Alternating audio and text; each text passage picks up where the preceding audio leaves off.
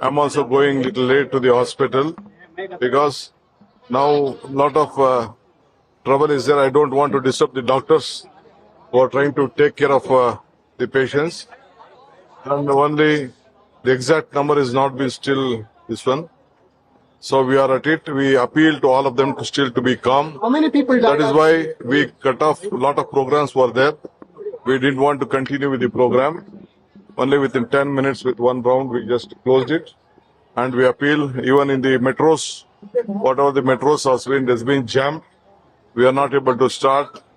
We are taking a little bit time to see that everything comes to the normal position. What is at present? No, yes.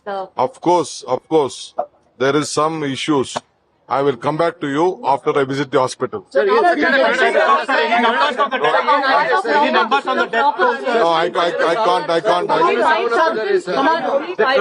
Only 5,000 police personnel were deployed, sir.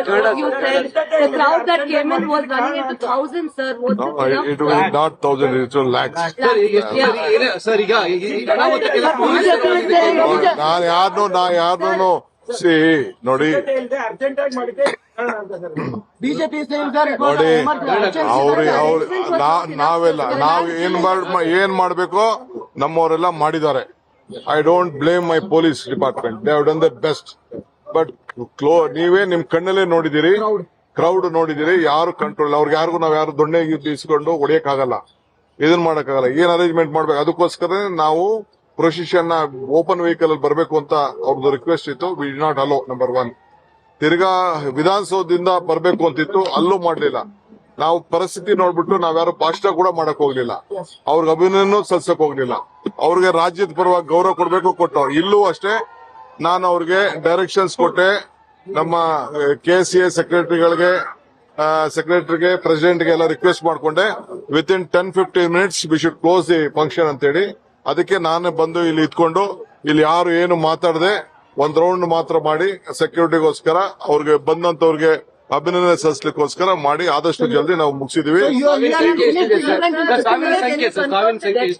ಅದನ್ನ ನಾನು ಹೋಗ್ತೀನಿ, ಭೇಟಿ ಹೋಗ್ತೇನೆ. Sir, you finished event in 15 minutes. Yes. Venkataramanan, தொடர்ந்து கர்நாடக அரசு இந்த அசம்பாவிதம் தொடர்பாக மன்னிப்பை கோரி வருகிறது. கர்நாடக துணை முதலமைச்சர் DKS அவர்கள் மன்னிப்பு தெரிவித்திருக்கிறார். விவரங்கள் வெங்கட்ரமணன். நிச்சயமாக இந்த கூட்ட நெரிசலுக்கு என்ன காரணம் அப்படிங்கறத தற்பொழுது கர்நாடகாவுடைய துணை முதலமைச்சர் தெரிவித்திருக்கார். குறிப்பாக இந்த விஷயத்தில் காவல்துறை மீது நான் பழி போட விரும்பவில்லை என தெரிவித்திருக்கிறார். நம் கண் முன்னாடியே பார்க்கிறோம். நாம் முன்னாடி எவ்வளவு ரசிகர்கள் நம் முன்னாடியே பார்க்க முடியல. இந்த விஷயம் நான் காவல்துறை மூடி போட விரும்பவில்லை என்பது நம் கருமையாகவே ஒரு குறுகிய இடத்துல எவ்வளவு ரசிகர்கள் இறந்திருக்கிறாங்க பார்க்க முடிகிறது. இந்த விஷயத்தை பொறுத்த வரைக்கும் அதிகாரப்பூர்வமான தகவல்களை பொதுமக்கள் வேண்டும் எனவும் இந்த விஷயத்தை காவல்துறை நான் பழி போட விரும்பவில்லை என தெரிவித்திருக்கிறார். அதை தொடர்ந்து இந்த கூட்ட நெரிசலில் சிக்கி படுத்திருக்கக்கூடிய நபர்களை நானும் மருத்துவமனையில் சொல்லியிருந்தோம். காவல்துறை அனுமதி கொடுத்திருந்தது, அதன் பிறகாக மறுத்திருந்ததாக சொல்லி அதை பற்றியும் அவர் பேசியிருந்தார். குறிப்பாக அந்த வாகனத்தில் அறிக்கையை காவல்துறை மறுத்திருப்பதாக அவர் இந்த பேட்டியில் தெரிவித்தார். அதாவது காவல்துறை விரும்பவில்லை, முன்னாடியே பார்க்கிறோம் கூடிய இடத்துல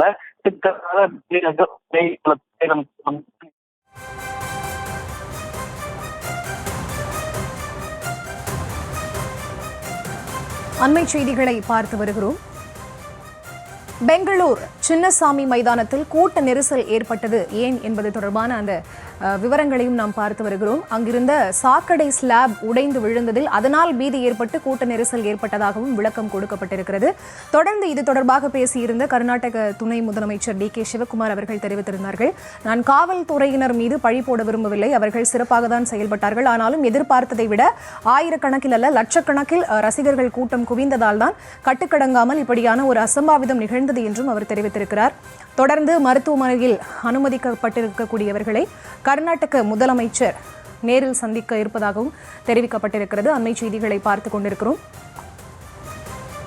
தொடர்ந்து இது தொடர்பாக பேசுகிறார் எமது செய்தியாளர் வெங்கட். தொடர்ந்து 11 பேர் இந்த கூட்ட நெரிசல்ல சிக்கி பலியாக இருக்கிறார்கள். வேறு என்னவெல்லாம் செய்தியாளர்கள் சந்திப்பின் போது கர்நாடக துணை முதலமைச்சர் DKS தெரிவித்திருக்கிறார்?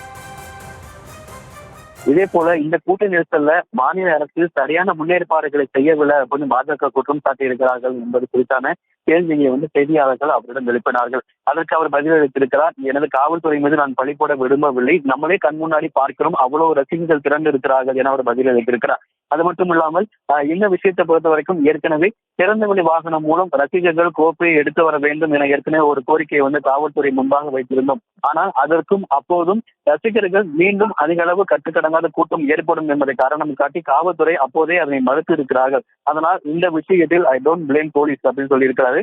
எனது காவல்துறை மீது நான் பழி போட விரும்பவில்லை, கண்முறை நாம் பார்க்கிறோம், ஒரு குறுகிய இடத்துல அதிக அளவு ரசிகர்கள் திரண்டதால் தான் இது போன்ற ஒரு நிகழ்வு என்பது அரங்கேறியிருப்பதாக தெரிவித்திருக்கிறார். தொடர்ந்து ஒரு பக்கம் கர்நாடகாவுடைய முதலமைச்சர் சித்தராமையாவும் இந்த கூட்ட நெரிசல்ல சிக்கி பாதிக்கப்பட்டிருக்கிற நபர்களை மருத்துவமனைக்கு சென்று பார்வையிடக்கூடிய ஒரு சூழ்நிலையில் தானும் மருத்துவமனையில பாதிக்கப்பட்டிருக்கிற நபர்களை நேரடியாக பார்க்க செல்கிறேன் என தெரிவித்திருக்கிறார்.